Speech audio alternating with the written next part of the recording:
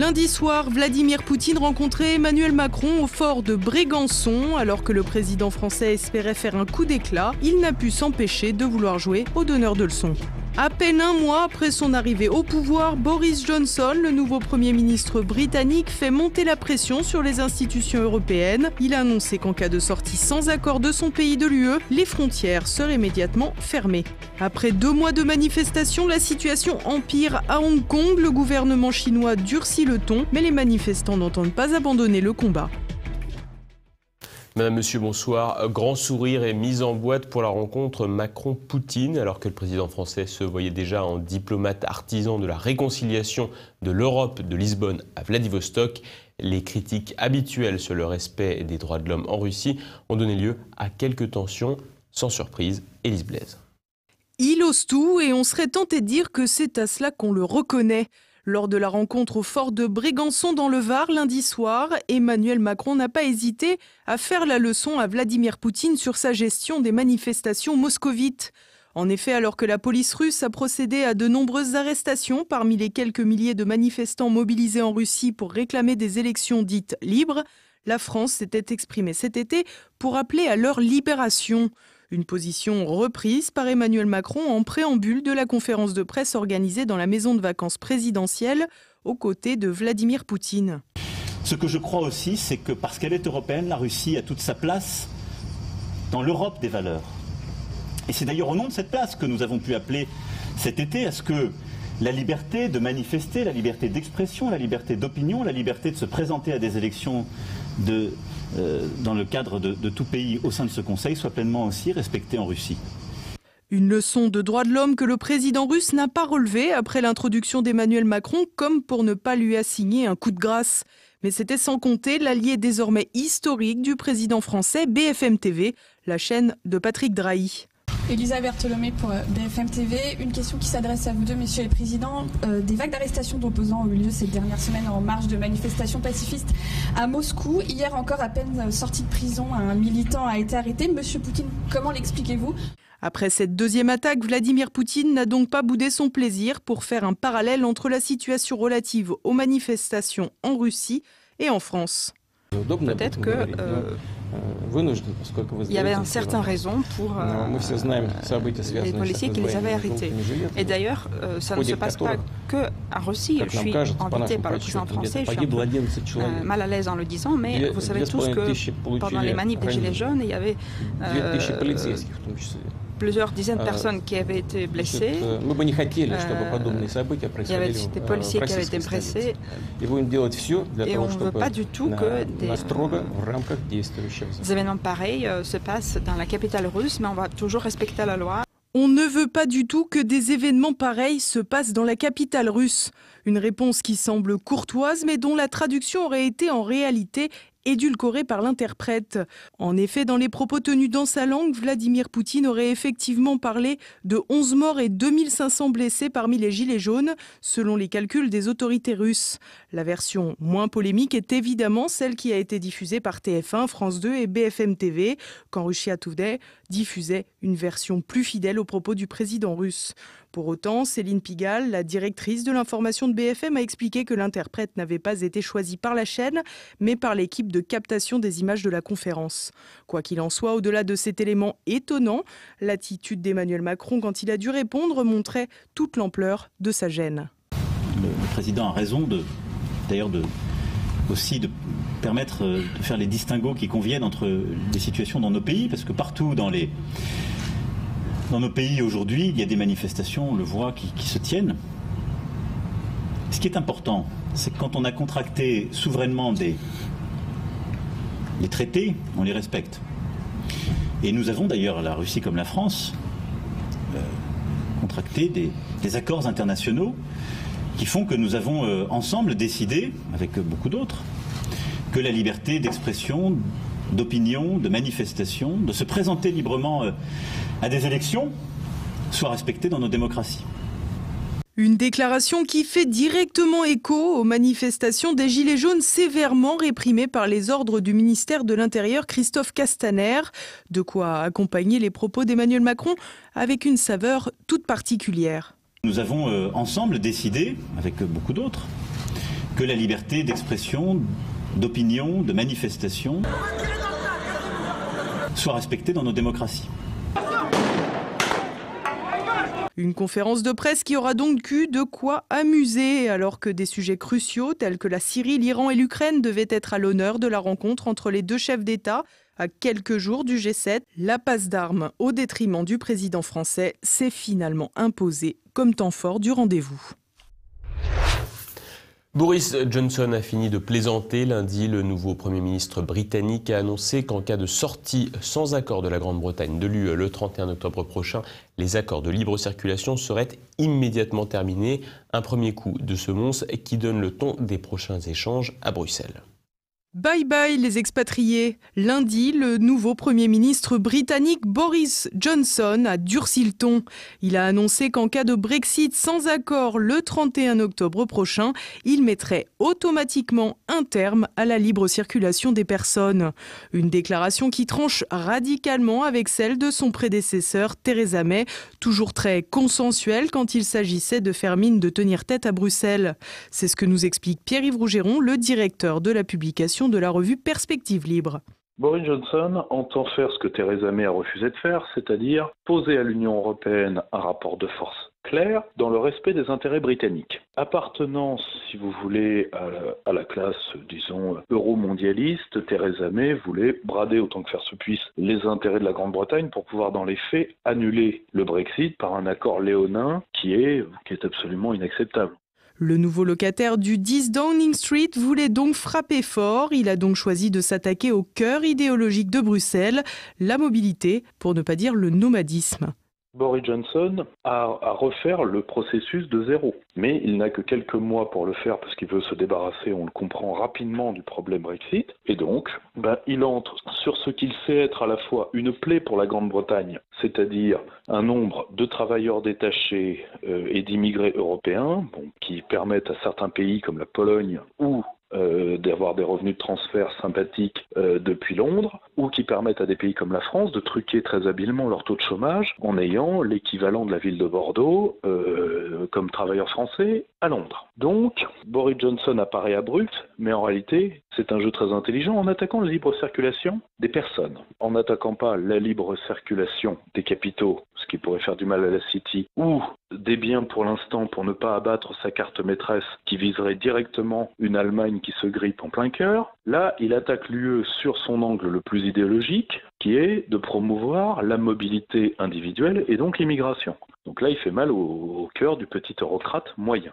Une menace qui fait reprendre la main à Boris Johnson sur la rentrée politique, à plus forte raison que le personnage est perçu comme capable de mettre une telle mesure en place.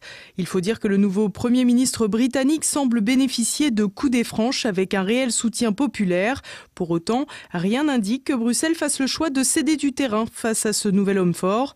Le blocage des négociations pourrait toutefois nuire davantage à certains pays européens qu'à la Grande-Bretagne qui veut la quitter. Qui vont en être les victimes? Les Britanniques, certainement pas. Pour l'instant, il n'y a pas un chiffre qui se grippe dans l'économie britannique. L'économie britannique n'est pas super flambard, mais vous n'avez pas une économie occidentale qu'il soit. Je vous rappelle qu'on vous passe pas 48 heures sans vous dire que la grande crise arrive. Donc tout le monde dévisse, et l'Allemagne en premier d'ailleurs. Mais l'économie britannique s'en tire bien mieux. Point 1. Point 2. Johnson connaît le mental des eurocrates, il sait que ces gens-là sont incapables de faire machine arrière parce que l'UE joue sa survie. Comme elle jouait sa survie en écrasant la Grèce, elle joue sa survie en écrasant la Grande-Bretagne, comme elle jouera sa survie en écrasant Salvini. Bruxelles va déployer tous les traîtres qui lui restent sur le territoire britannique pour essayer d'enrayer le processus. Et donc, Boris Johnson vient de tirer le premier coup de ce qui est pour lui une guerre à mort. Il suffit de voir la composition de son cabinet où il a pris ses hommes les meilleurs et les plus durs pour justement se préparer à cet affrontement avec l'Union européenne. Je pense que Boris Johnson, qui est un homme supérieurement intelligent, sait très bien que ça ne sert à rien d'appeler à la raison de gens qui ne furent jamais raisonnables, mais il essaye, à mon avis, sans se faire d'illusions. À quelques jours du G7 français organisé à Biarritz, Boris Johnson a bien choisi son calendrier pour montrer qu'il n'avait pas l'intention de jouer les figurants. De quoi s'attendre à des discussions houleuses sur la côte basque. La crise dure et s'intensifie à Hong Kong. Après 2 mois de mobilisation, les manifestations rassemblent toujours des foules impressionnantes. De son côté, Pékin durcit le ton. Retour sur la chronologie des événements et les perspectives d'avenir. 2 mois de mobilisation, des millions d'Hongkongais dans les rues et un gouvernement qui ne plie pas du tout. La situation politique à Hong Kong est de plus en plus tendue après qu'une nouvelle manifestation de contestataires a vu plus d'1,5 million de personnes descendre dans les rues dimanche. Une nouvelle manifestation qui fait suite à des dizaines de mobilisations dont le point de départ est à chercher au milieu du mois de juin quand 2 millions de manifestants s'étaient mobilisés contre un projet de loi portant sur les extraditions vers la Chine continentale. Un texte qui ne venait alors qu'entériner une situation de fait mais qui aura été la goutte d'eau qui a fait déborder le vase. Une première manifestation d'ampleur donc et qui rappelait le mouvement des parapluies qui secoua le territoire 5 années plus tôt. Mais le mouvement En Marche à Hong Kong a largement dépassé les marches démocratiques de 2014. Les manifestations hebdomadaires et l'intensité de ces mobilisations ont mené à des épisodes de violence, notamment fin juillet, quand des individus accusés par les manifestants d'être des hommes de main de Pékin s'en sont pris à des manifestants.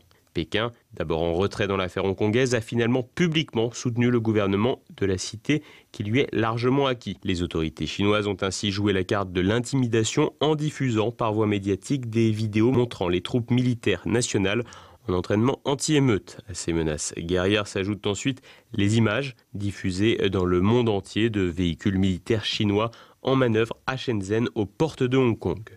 Les déclarations menaçantes des autorités chinoises se sont ensuite intensifiées, Pékin évoquant même des premiers signes de terrorisme dans la contestation et affirmant que ceux qui jouent avec le feu périront par le feu. Sur tous les fronts de la répression, les autorités chinoises ont également largement eu recours aux réseaux sociaux, Facebook et Twitter, bannis en Chine, pour surveiller les manifestants. Une escalade sécuritaire qui inquiète les Hongkongais qui se battent pour la survie de Hong Kong telle que la ville s'est construite sous domination britannique.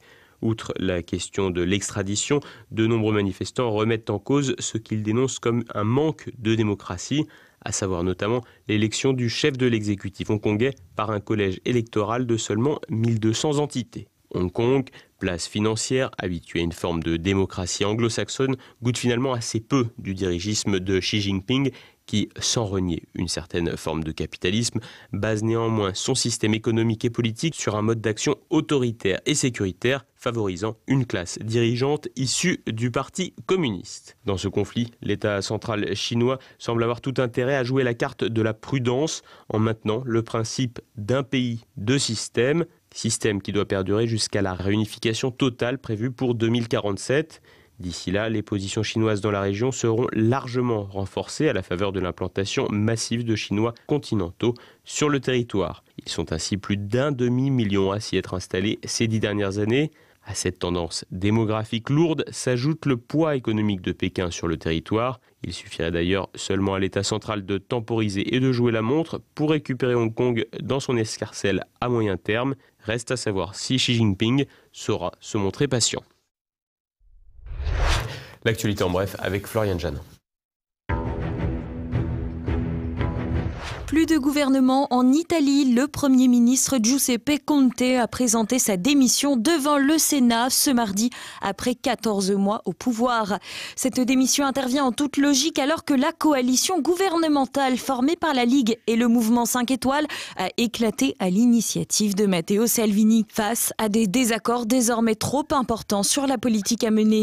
Giuseppe Conte a eu des mots particulièrement durs à l'encontre du médiatique ministre de l'Intérieur italien, estimant qu'il nuisait à l'intérêt général. En réalité, Matteo Salvini espère gagner son pari pour régner en maître sur l'Italie avec les coups des franches s'il parvient à remporter les prochaines législatives anticipées. Emmanuel Macron va rencontrer le ministre des Affaires étrangères iranien. Après avoir rencontré le président russe Vladimir Poutine, Emmanuel Macron fait la tournée des popotes des pays boudés par les États-Unis et doit donc rencontrer le chef de la diplomatie perse, Mohammad Javad Zarif, vendredi à Paris. Une occasion pour le pensionnaire de l'Élysée d'évoquer l'accord sur le nucléaire de 2015 et la levée des sanctions, un accord duquel Washington s'est retiré unilatéralement en mai 2018, ouvrant la voie à une crise. Donald Trump veut faire la paix avec les talibans. Après 19 ans de guerre coûteuse et impopulaire, il reste 14 000 soldats américains déployés en Afghanistan. Donald Trump négocie actuellement le retrait des troupes le plus vite possible. Il souhaite, si possible, une alliance avec les talibans dans la guerre contre l'État islamique et Al-Qaïda. Une garantie loin d'être certaine de la part de ses anciens ennemis et dans un pays agité il y a quelques jours par un attentat sanglant à Kaboul. Le trublion milliardaire reste déterminé. Objectif réélection en septembre 2020, quitte à être dans la précipitation. Un chargé de mission venu du côté obscur de la force. Le cabinet du Premier ministre Édouard Philippe s'est doté jeudi 1er août d'un chargé de mission italien au passé pour le moins étonnant. Ainsi, Sandro Gozi, également secrétaire aux affaires étrangères du gouvernement Renzi de 2014 à 2018, a surtout appartenu à la branche jeune du mouvement néofasciste italien du MSI, le mouvement social italien. Une organisation politique qui avait repris le flambeau du fascisme en 1946 et qui s'est auto-dissous en 1995. Photo à l'appui, on peut ainsi aisément retrouver des signes de ce passé probablement un peu encombrant à présent. Si le principal intéressé évoque un acte de rébellion passagère à l'âge de 16 ans, le magazine néofasciste italien Primato Nazionale évoque pour sa part une adhésion partagée de 1984 à 1987, soit de 16 à 19 ans. Gageons que dans la sphère Macron, Sandro Gozi pourra se faire de nouveaux petits camarades, comme l'ancienne tête de liste LREM aux européennes Nathalie Loiseau, qui elle aussi en son temps brandissait le drapeau noir. Quand rentrée scolaire, aide municipale et allocation riment avec discrimination. Alors que l'allocation de rentrée scolaire a été versée par la caisse d'allocation familiale ce mardi, des inégalités demeurent d'une ville à l'autre dans les aides pour les familles aux revenus modestes. D'une rue à l'autre parfois, la prise en charge du trousseau scolaire par la municipalité est totalement différente. Quant à l'ARS, si elle a été augmentée de 0,9%, les plafonds pour l'obtenir restent bas et ne tiennent pas compte de ces disparités. La nature reprend ses droits. Un Français de 44 ans en voyage professionnel au Canada a été tué par un grizzly en plein sommeil alors qu'il campait au nord-ouest du pays. L'homme, compositeur et preneur de son, voulait enregistrer des bruits de nature sauvage pour une exposition audio à Paris. Quelques jours avant le drame, il avait indiqué sur le réseau social Facebook qu'il avait croisé des ours en canoë-kayak sur le fleuve Mackenzie. Nouvel an cosmique en Bulgarie, lundi 19 août, plus de 1500 pèlerins se sont rassemblés dans les montagnes bulgares du Rila à 2100 mètres d'altitude. Adeptes de la pensée positive et de la communion avec la nature, ils sont membres de la Fraternité blanche universelle. Chaque année, ils viennent sur le site pour pratiquer une danse en cercle rituel qui les connecte au rythme de l'espace.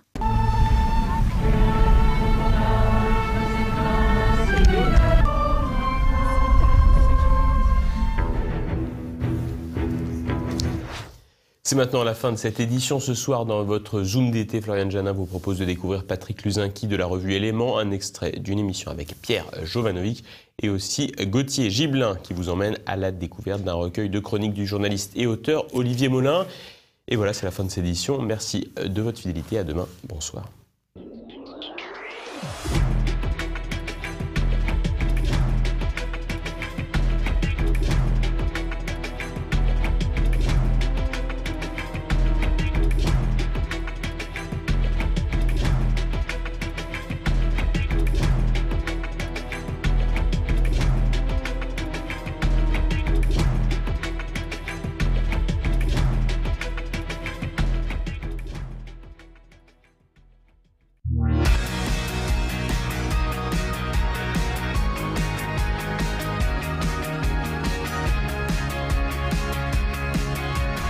Exceptionnellement, je vais vous raconter la visite de l'un des habitués de cette chronique qui m'a retrouvé, figurez-vous, grâce aux listes, des anciennes listes, des anciens annuaires des membres des aéroclubs en France, et pourtant ça date. Et il m'a dit, puisque je sais maintenant où vous êtes, avouez que j'ai raison, et puisque je vais à Toulouse en juillet, est-ce que je peux m'arrêter par chez vous et vous inviter à déjeuner au restaurant de l'aérodrome ? Je lui ai dit qu'il n'y avait plus de restaurant depuis longtemps, mais j'ai accepté et j'ai donc attendu ce monsieur pour l'emmener déjeuner à 2 kilomètres de là. Et figurez-vous en effet qu'il venait aux commandes de son propre avion, un petit avion très rapide qu'il avait construit lui-même, un petit bolide tout scintillant, qui m'a d'ailleurs infligé une terrible nostalgie des années où j'avais encore ma licence.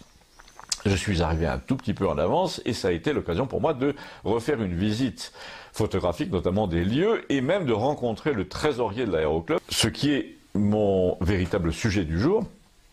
Et je ne parlerai pas de mon hôte par discrétion. Il s'est pointé à midi à bord de son appareil comme prévu et j'en dis pas plus. Mais en revanche, je vais en dire un peu plus parce que j'ai levé le voile, un voile trop discret, sur le véritable scandale de la gestion de cet aérodrome local par le Conseil général et le député maire de l'époque de sa construction.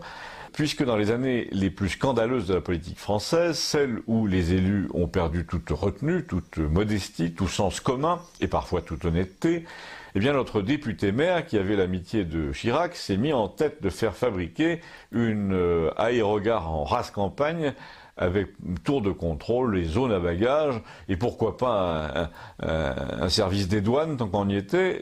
C'était l'époque où tous ces espèces d'escrocs avec leur légion d'honneur ont prétendu croire que des jets privés allaient s'abattre sur notre pays pour qu'ils deviennent un délestage de Toulouse-Blagnac.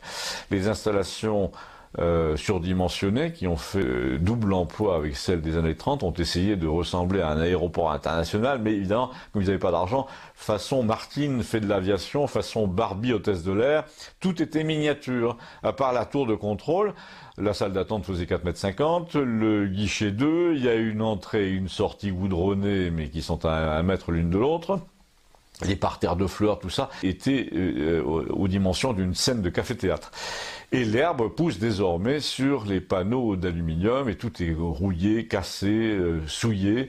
Le trésorier m'a dit que ça coûtait encore une fortune à ne pas entretenir. Il y avait 20 membres seulement dans son aéroclub. Il a essayé de m'expliquer ce qui s'était passé à l'époque, mais je le savais, hélas, puisque j'avais été chassé comme jeune pilote de cette famille de notables du Sud-Ouest. Le prix de l'heure de vol avait doublé à l'époque. Ils ont revendu les avions biplaces qui nous servaient à entraîner les jeunes à moindre coût pour acheter des appareils de 4 ou 6 places équipés en IFR, vol aux instruments, c'est-à-dire capable de voler par tout temps et même la nuit. Mais personne ne les a utilisés, sauf le député, pour aller voir ses 3 copains gaullistes, tendance France-Afrique, si vous voyez ce que je veux dire. Résultat, faillite de la structure idiote, là, mais surtout impunité scandaleuse de ces élus qui ont lancé un projet énorme qui a coûté des millions. Je pense que tout le monde a compris que nous sommes en train de sortir de ces années-là, le carnet d'inventaire à la main, et tout le monde a compris que nous vivons une époque où les survivants vont avoir des comptes à rendre. Il ne leur restera qu'à espérer que leurs archives brûlent comme celles du Crédit Lyonnais, qui ont eu quand même le bon goût de se consumer 2 fois en 2 lieux distincts. Un phénomène assez rare. Et qui, s'il se produisait, ne manquerait pas d'éveiller les soupçons des juges et bien entendu la colère du peuple. Abonnez-vous, merci.